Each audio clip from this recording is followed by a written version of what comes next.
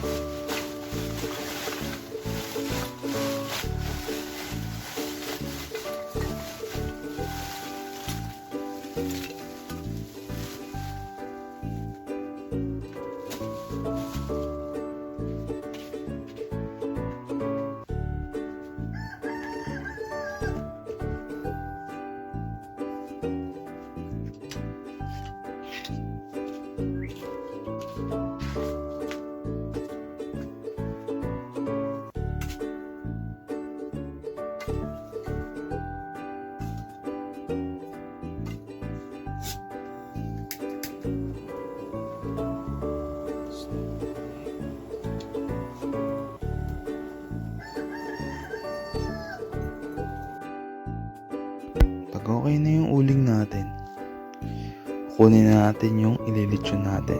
Yan na yun, no? Yung rabbit. Linis na. Ready to salang na yan.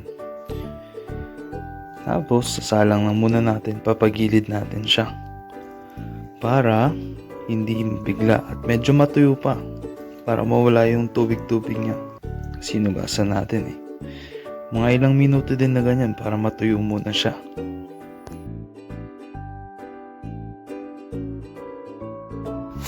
Okay, so after nung natuyo na yung lechon natin, i-dediretso na natin siya.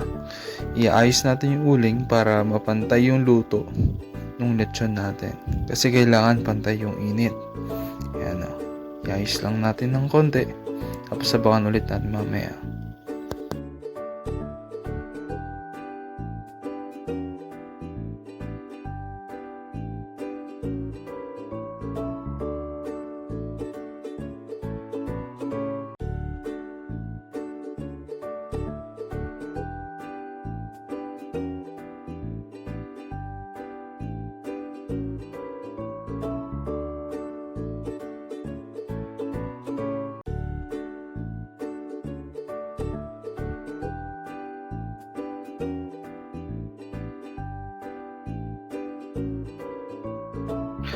After 1 hour and 30 minutes, ganyan na yung itsura niya.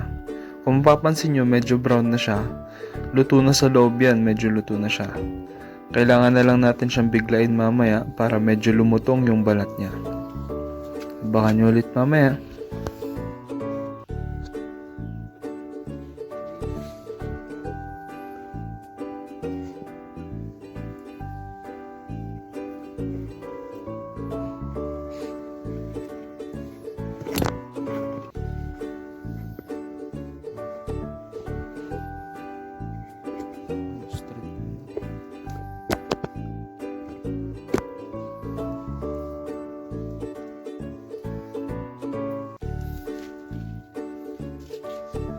Pag napapansin nyo na medyo nasobrahan na yung pagka-brown ng ibang parte ng lechon nyo, pahiran nyo lang siya ng mantika para hindi siya tuluyang masunog.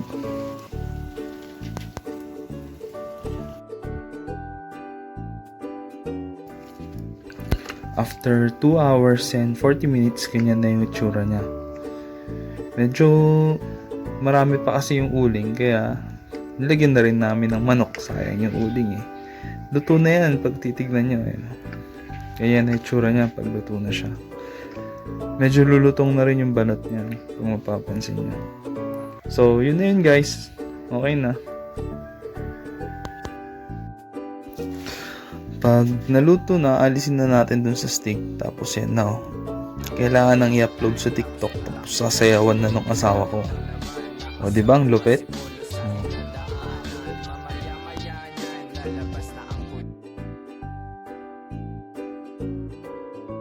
Ito na yung last part ng video natin. Kung saan i-compile na natin yung mga picture kasama yung customer natin habang niluluto. At yung reviews kung okay ba sa kanila yung mga nilechon natin. Mukhang okay naman sa kanila eh. Oh. Thanks for watching. Kung bago ka pa lang sa channel ko, please like and subscribe. And don't forget to hit the notification bell para lagi kang notify. Maraming salamat!